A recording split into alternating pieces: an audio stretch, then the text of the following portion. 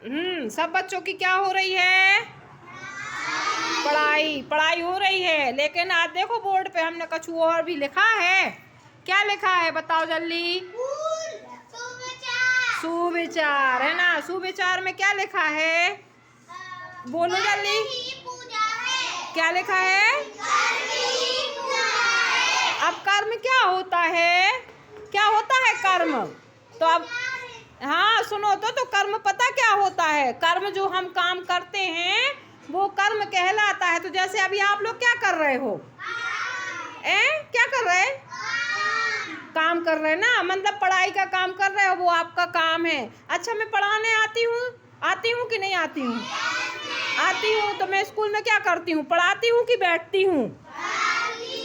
पढ़ा। अरे नहीं, सब बाहर तो सब जने कहते कि मैडम पढ़ा तो नहीं है। अच्छा चलो सबकी छोड़ो।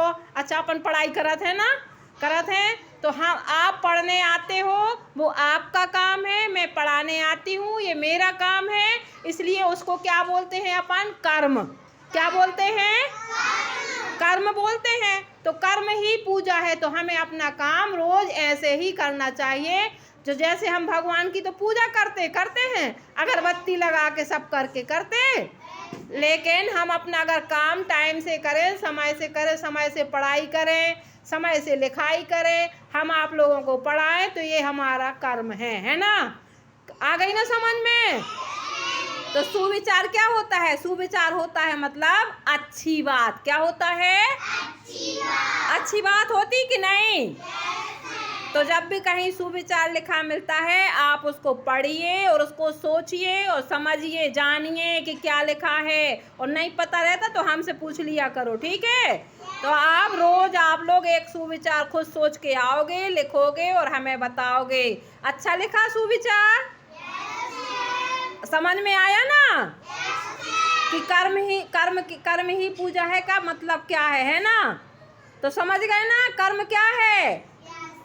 क्या है कर्म? पूजा तो है, लेकिन कर्म क्या है? काम। क्या है? हमारा रोज का काम ही हमारा कर्म है। क्या है? तो बजाओ ताली फिर। हाँ, सबको रोज ऐसे ही सुविचार सोच के आना है, लिखना है और हमें बताना है, ठीक है? सही है? तो गुड।